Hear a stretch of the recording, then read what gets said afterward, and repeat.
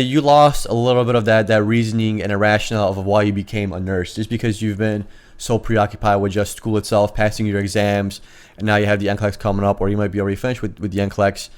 It's kind of easy for us to forget why we became nurses. So kind of reflect back in the past why you became a nurse, and if it's for a certain demographic or a certain patient population like kids, babies, or adults, that's kind of something that you should start looking at. I gotta go. I've been working, told them please don't hit my phone. I'm in my zone, bruh, just leave me alone. Was on the road, but I swear I'm coming home. Now the drinks on me, I think we need a toast. See, I did it for me. Now my old friends calling, told them nothing's for free. Told me time is money, dog, swear I paid all my fees. I was starving for this game, now my family can eat.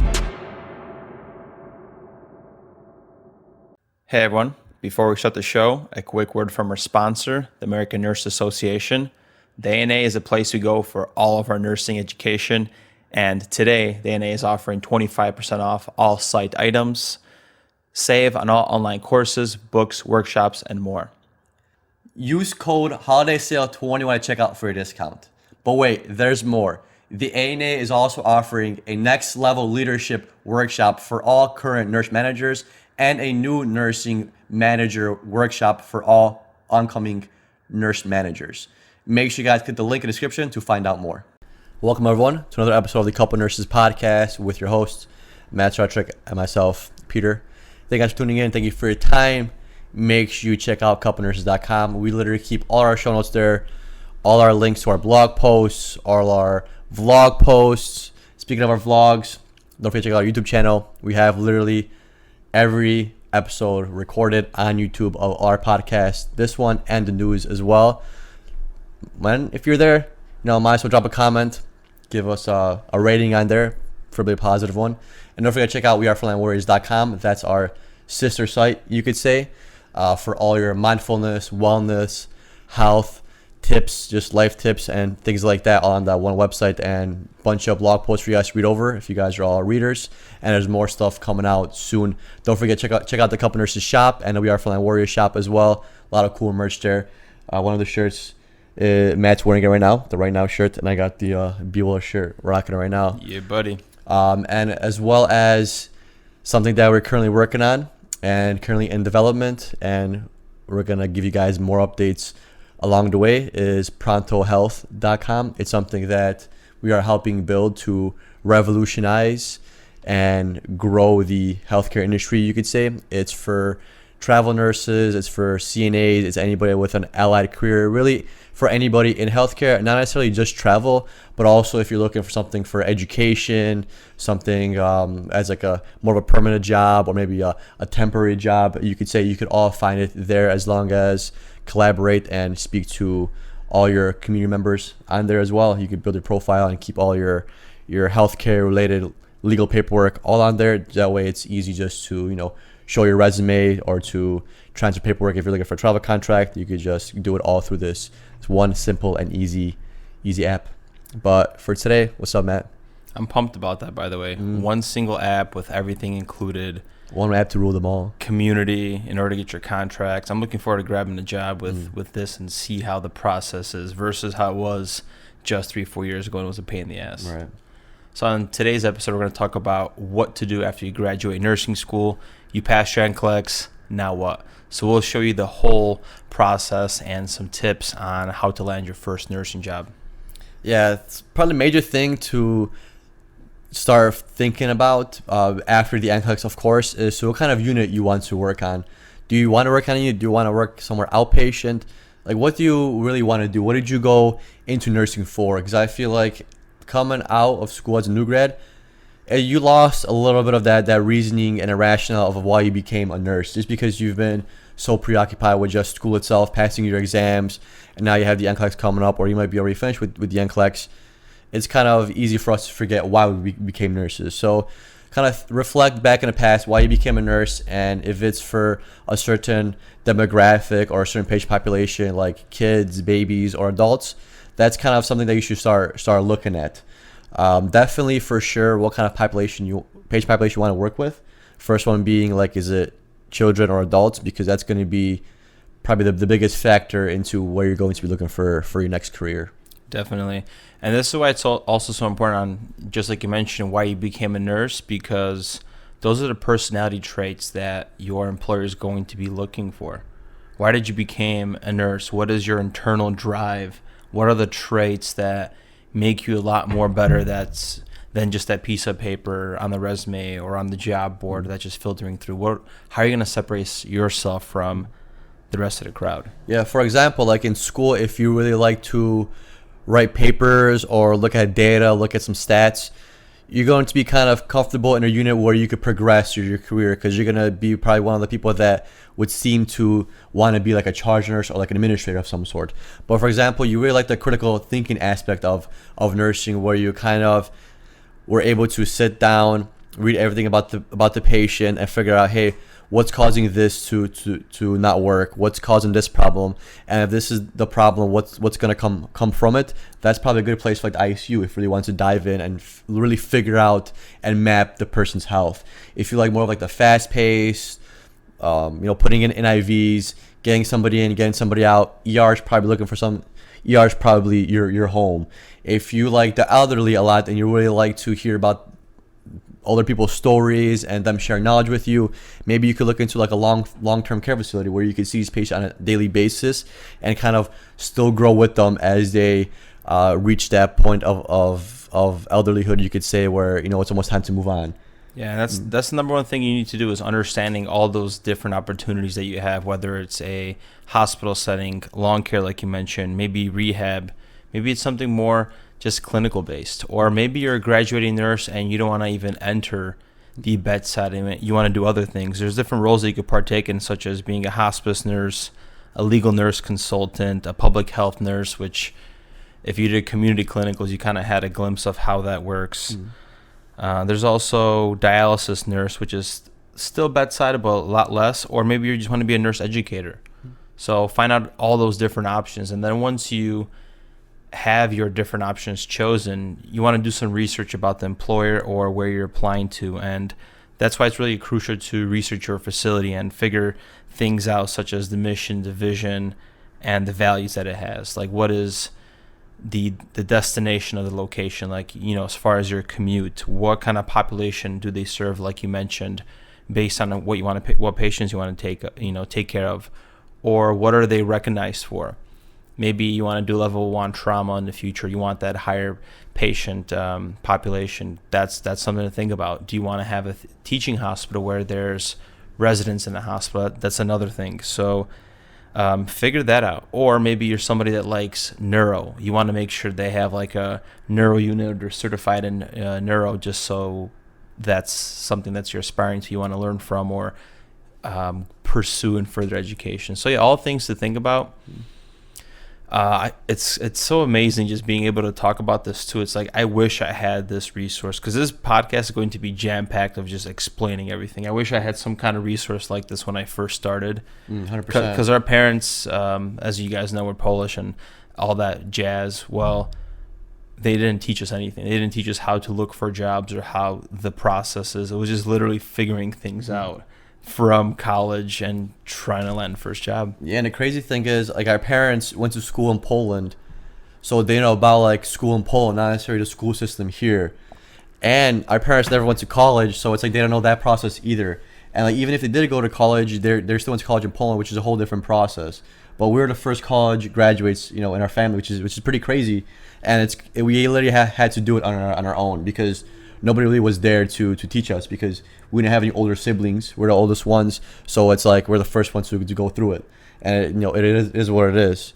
But what's also a good idea, you swim, baby. It's all exactly the name of the game. And that's what's kind of beauty of it, is like you kind of figure it out on your own, and now you have like your own perspective in the process, compared to your parents already going through college and them explaining you how they did it, and you kind of recreating their steps. We kind of made our own steps. We kind of made that bridge ourselves instead of just walking on that bridge. And that's what's so cool about having a podcast episode like this, is your experience, what worked for you, and we're just going to jam pack it all in here. Yeah, and also if you finish school or your NCLEX, this is probably a good time to start rethinking your goals, because the last major goal you had in mind was nursing school, and guess what? Like, congratulations, you already accomplished that. So it's now it's time to move on to bigger and better things. For example, Paying off your debt. yeah, paying off your debt. If paying off of your debt, then maybe you should just get your 1 year of nursing experience out of the way somewhere, and then just travel nurse, because travel nursing is where the money's at. Especially if you have like 80K in debt, 60K in debt, 100K in debt plus. Like, you want to pay it off as soon as possible, because you don't want that debt following you. Because you don't want to be like 30 years old and be like, damn, I'm still trying to pay this off. You're better off like sacrificing the same way you sacrifice yourself for nursing school. Now it's time to sacrifice yourself for paying off your debt or achieving the next goal. Because, for example, if you want to become a CRNA, if that's your end goal, well, guess what? You're going to need some ICU experience. So you might as well just try to get into an ICU as soon as possible, instead of kind of just doing, for example, tele or med surge or step down. Just try to get the ICU right away. That way, you're already heading towards your next goal of being a CRNA. Or if you want to maybe do like NP school, then maybe you should probably, or if you want to do like family NP, for example, a little bit more niche down, like a general floor would probably be really good for you, because you would see the whole patient population. You would have like wide experience. You have some older people and some younger people, and that's good for a family NP to have experience in, because you're going to be treating people throughout different parts of their lives, compared to like an ICU where you're just dealing with the critically ill. That's not probably the best route to doing ICU. If you want to be a family NP, you want to kind of learn more about the family aspect of it, and more of like treating everybody on a whole. And I'm not saying if you want to be a family NP, don't do ICU. I'm just saying, like, if you want to just niche down to where you want to go to. Yeah, you're basically doing shortcuts instead of bouncing between different units. And that perfectly goes into the next point, is what unit do you want to work on? So you might be assessing your goals and figuring things out based on that route. Or maybe you're someone that's completely stuck and has no idea what unit they're going to work on. You're one of those nurses. That's okay. You could ask yourself some questions, and we could start figuring out what unit is suitable for you. So how would you describe yourself? Are you someone that likes to lead the team? Do you love to collaborate, or do you prefer to work alone? There's going to be different units based on those, those things. If you're a team player, it's going to be more of an ICU, but honestly, all units have some team collaboration. Maybe you work alone where you want to do like post-surgery, etc., being away from people, less away from bedside, and cleaning things up. So just according to that. And then you have to ask yourself, like, but I'm going to ask you real quick, because you work like on the floor and the ICU. Do you think like one unit has more group cohesiveness or cohesiveness than others? Or do you think it just depends on where you work? It's going to be both, because how in the ICU your drip is ending or whatever it is, and a nurse puts in volume for you, you're like, thank you, and all that, then you get the propofol and scan it. Well, in med-surg that happens, but in a different way. Maybe you're going to deliver a pain pill for one of your med-surg nurses that you're covering the patient, but it's more like, hey, I brought him some ice, this is going on. And if your patients have like some small little issues or something's up, they're not going to call you right away.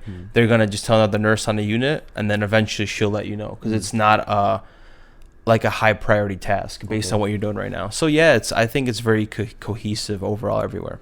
Okay, yeah, it's good to know. Because I was just curious, because like when I look back at my nursing thing, when I used to do step down, we're very still team driven. And same with ICU, I didn't see like a difference in team drivenness. I feel like maybe for like the ICU, it's more like team drivenness where you're in the room together at the same time. Like, for example, during like a line insertion or intubation, compared to more med-surg, they're helping you out, but you're not in the same room together. So that might be just a different feeling, Yeah. Because it's a different feeling when somebody helps you insert a line, when you guys are both in a room, you're pushing meds, and one's like observing the patient, compared to like me taking care of a patient, you giving pain medication to another patient, a different patient, different room, So that might kind of throw it off a little bit, but I feel like the teamwork is still the same. Yeah. It's clutch. Another question you might want to ask yourself is, what does your ideal work look like? Do you want consistency in your schedule, or do you prefer that chaos that's organized sometimes and there's something new every single day? So you kind of go to work with like a slight anxiety, to be honest, because you don't know what to expect. One day you have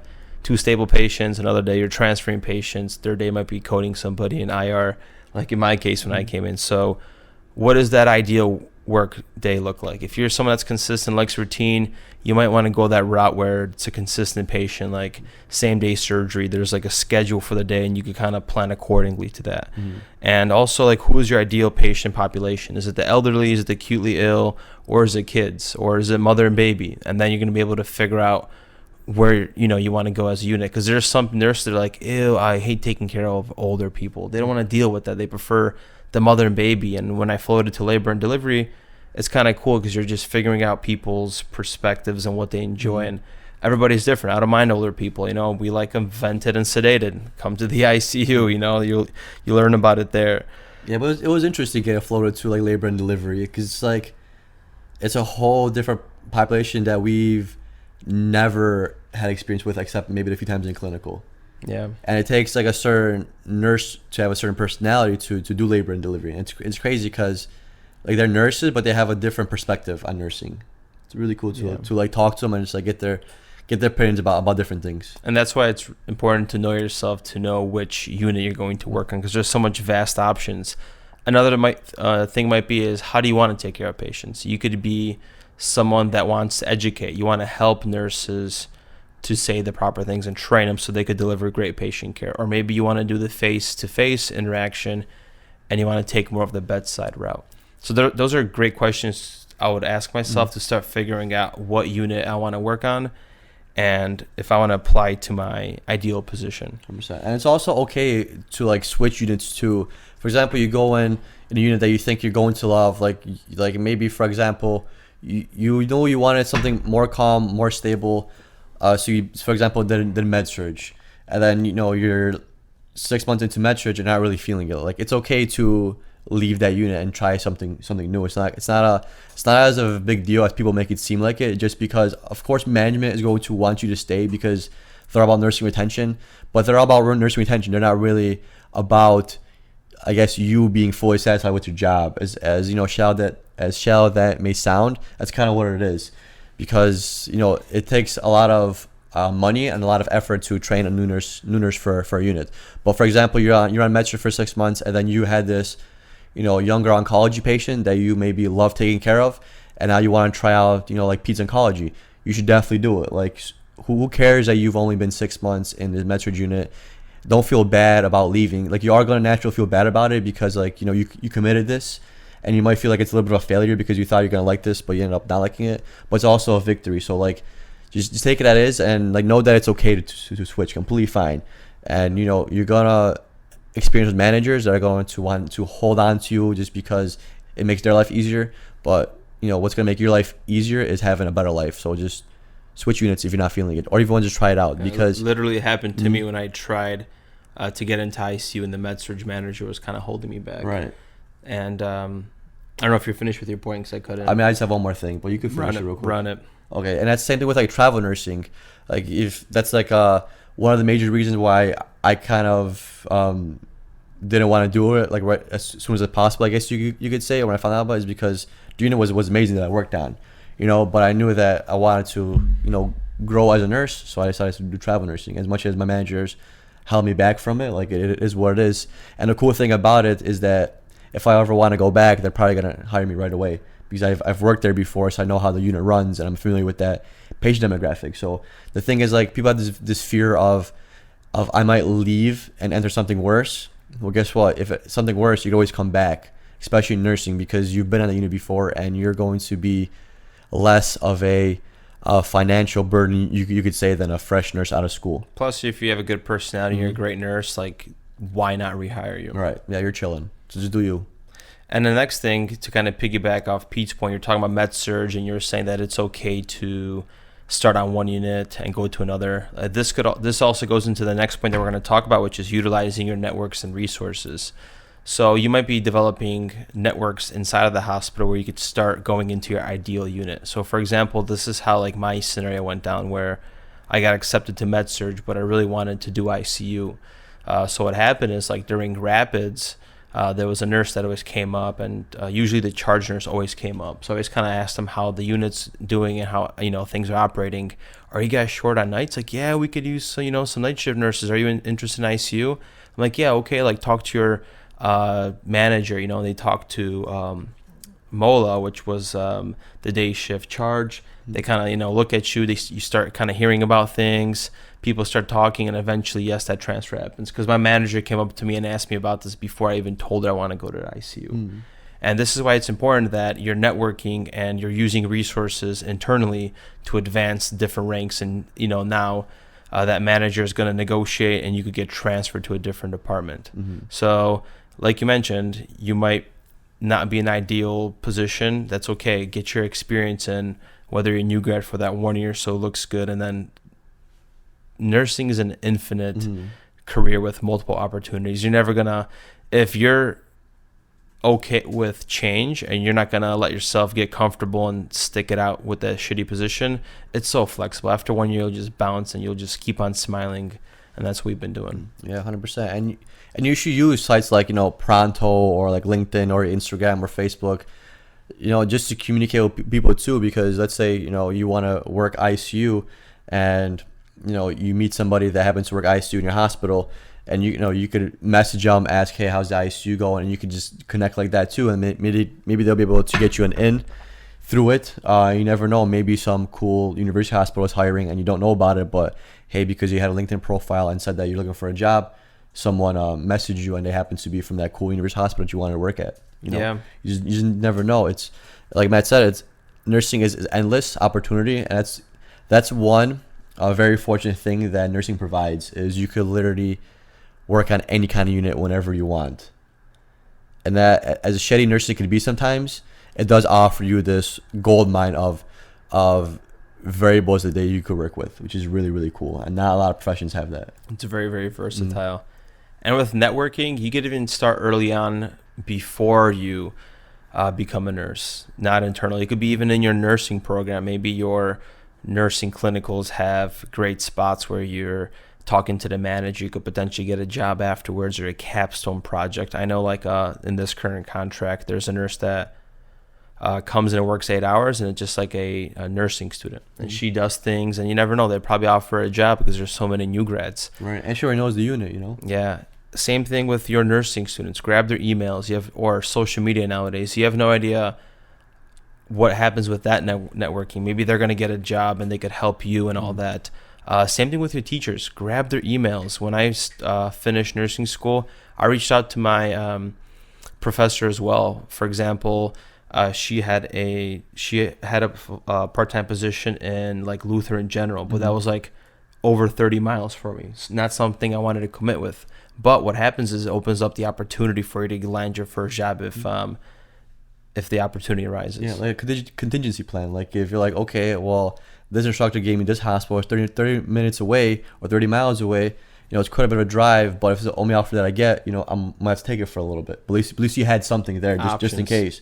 Because sometimes I hear about nurses that they can't find a job. It's been like 6 months out of nursing school. They passed their NCLEX like 3-4 months ago, and they can't land a job. I'm like, I don't understand how, because I let in my mind so quickly, so it's kind of hard for me to picture that. And I see so much new grads, getting jobs, and so much new grads that we work with, where it's like how are you not getting hired if there's this much if there's such a big nursing shortage? And there is a big nursing shortage, but unfortunately, it's a lot easier for you to get a job when you have some experience, because someone's gonna hire experienced nurse over a new one, a lot of times. That's why travel nursing is cool, because you always have a job basically.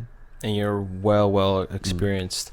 So if you're using job boards such as LinkedIn, or in the future Pronto, or Indeed and everything, make sure you're cleaning up your profile. Your resume is congruent with what's on your profile.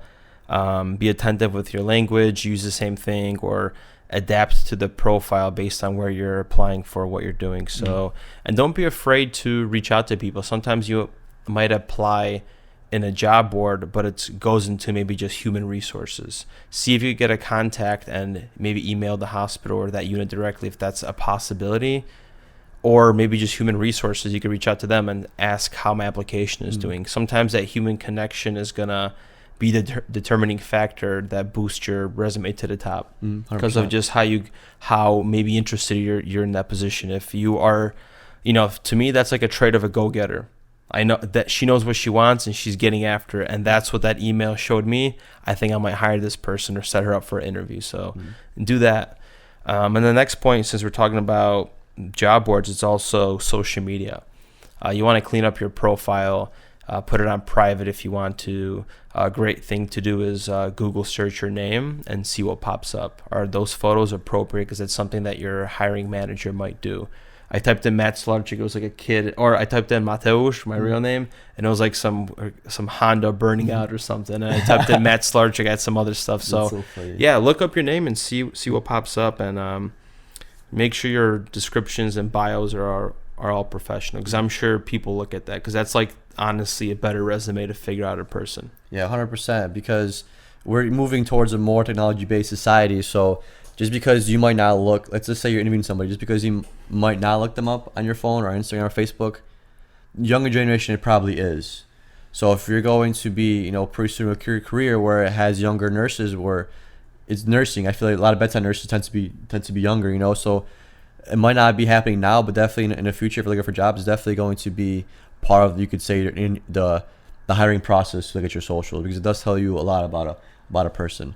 And look what happened to us with social media. So yeah, careful what you post. Yeah, that was a wild time, crazy, but it is what it is. It was a good time. So when you apply for jobs and you finally get hired, next is going to, or before you get hired, you could say you're going to have to go through some kind of interview process, and a lot of times that could be like the deciding factor of whether you get that job. And when you're in an interview and being interviewed, the people that are interviewing you, they're not trying to, stump you or ask you tricky questions. It's more of like trying to figure out your personality and trying to see what you would do in certain scenarios.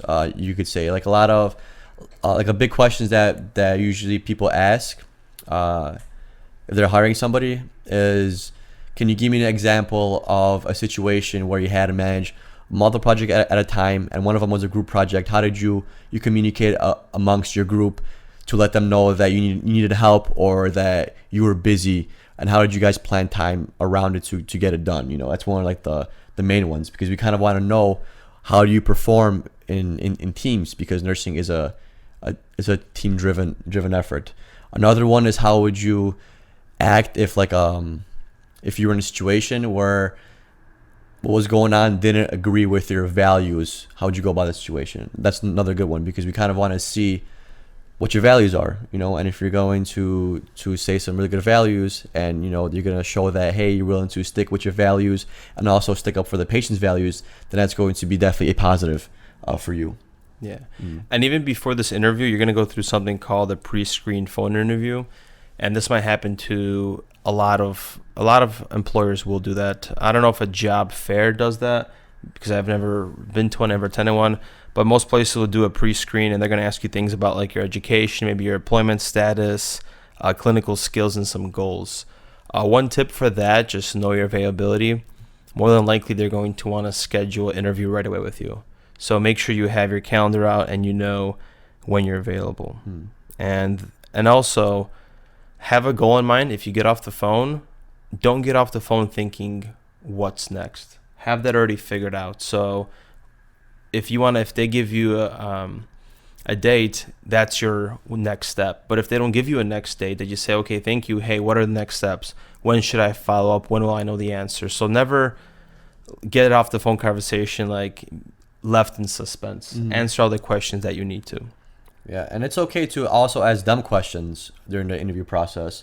Like I'm actually curious on the questions that people are going to ask when I do interviews. When I was hiring, for my prior units, I was always curious on what they're going to ask. Like, it's okay, like, ask anything, because you're not really sure what goes on the unit. So good questions to ask is, hey, how's the turnover rate? Are nurses on the unit younger? What's like the demographic of the patient population that I'm going to be working with? What's something that you guys do almost every day? For example, like, do they have patients that go on pressors a lot? Do they have patients that go on inotropes a lot? Is this like a pre-op thing where we got to start them on heparin? You could ask any kind of question. That actually is valuable for us too, because we could see how you are a person, that if you're not sure of something or something on your mind, you're willing to ask, not just like, we got to figure out what's going on and then you tell us, so it's also good. And it also makes us more comfortable with you, because we're giving you the information that you are lacking. So it's like almost like a teaching thing too. We're almost like prepping you for the unit ahead of time, so you don't think that, hey, okay, this is a great unit for me, and then you don't ask any questions and you show on unit and you're like, oh shit, I wish I would have asked if this happened because I don't like this. Yeah. So it's just like it's just as valuable for you to ask questions as it is for us to ask questions. And during this interview time, you might also go into like a panel / peer review interview. Sometimes it's like a 2-step process. For some reason, I came back another time to do that, but it might happen all in one swoop. So it depends. So usually nurses that work on the unit are going to sit down maybe in a group of 3 or 4, and they're going to ask you the questions that you were talking about earlier, maybe some clinical settings or experiences, strengths and weaknesses, etc., that kind of stuff. But for that, just honestly engage in a conversation, keep an eye contact with everybody, smile, and just share some personal stories. Just show them who you are, because the goal is for them to get to know you and to see if you're a great fit. And also vice versa, when you open up to them, they'll open up to you to see if that's a culture that you want to work for. Because if you feel cattiness or whatever the emotion or aura of the unit you might get, that might affect your performance at work and whether you want to work there. So assess it. It's an interview for that unit as much as it is an interview for you. And they'll kind of help you kind of ease off that anxiety that, oh, the spotlight is just on me and this is like my big moment or something. Kind of break that barrier for yourself. Yeah. And the good news, you got hired, you got that job, and you're approaching your first day on unit. So what are you going to need on that first day? Because you got to be very prepared. You can't be a nurse that just shows up with nothing, because then everyone's going to look at you like, hey, you just got out of nursing school. Like, you should know at least what to bring. So you're always going to need a stethoscope for sure. Some kind of a pen, like a Sharpie or a marker, or one of those pens that you could update your whiteboards with. Definitely a pen light and some scissors. So those are probably the key things to always have, and some probably good shoes. Some good shoes, because you're gonna be walking a lot. Even on those not too busy days, you're still gonna be walking a lot, and you want to be comfortable, because you're like, if you guys track your steps, you're gonna walk well over like 4,000 or 5,000 steps a day, just on unit, which is crazy to think about. So you're gonna need some good pair of shoes, some Nikes, some Adidas's. I'll do some clickable pens too. I like the clicky pens. Some nurses like multiple colors, so I get that multicolored pen. I like to keep it simple. On top of that, I would get some good scrubs. It does matter what you wear. As far as like feel. You gotta look good or feel good, right? Yeah, I'm not gonna name out any brands out there because we have no affiliations with them. So get whatever scrub fits your needs. Sometimes we wear the nice ones, the fancy ones everyone's wearing, those kind. Also, I'm thinking for med-surg nurses, I used to consider getting like the portable pulse oxes, but most places that I work at, it's usually very available. Like the vital signs machines are around. You can leave it in the room sometimes and plug your patient in. So, I wouldn't get that. Yeah, but of course, I mean, if you're lacking, if you're always trying to find one, then you could probably get it. It's like what, like $20 or something like that on Amazon or something. And then that expensive. And then stat locks are also like a 50-50. Just depends. If you're maybe somebody with small hands or always struggled in clinicals of undoing caps and stuff for IVs, sometimes if you're in the higher acute units, you might have a PICC line. You might be drawing labs at night. So if you have problem with those little PowerPoints and unscrewing things, get yourself a stat lock or undoing IVs. Definitely. Sometimes, because you'd be surprised on like a patient comes post-op with all these lines going to them, and you gotta start unscrewing shit, and some of these things are on there so tight, you're like, who the hell, who screwed this on, like the Hulk or something, and it's impossible to get off, and it's crazy how that happens. So yeah, you definitely should try and get a stat lock, but I feel like worst case scenario, a lot of units have like the one-time use stat locks that you could probably just take and just keep for the rest of your nursing career. And also, be savvy. Also, I would mention a clipboard. A lot of times you're giving a report. You forget shit, That, and it's also like the way to write. I always like to write on something because I'm usually always standing. We're by the door. Maybe the nurse is on the wall, but I'm standing I don't have like any room. So get like yourself a nice folder or something that's like a good surface to write on.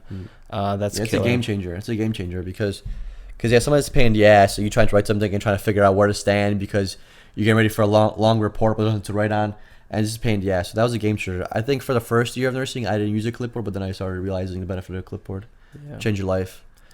And then also as a new grad, this is not something you might be thinking about right away, but definitely as you become a nurse, you're going to start getting your own flow of taking notes, and sometimes you might have your own report sheet that you like. For example, and this didn't happen in med-surg. I was just kind of always writing things down on folded a piece of paper, and that's it.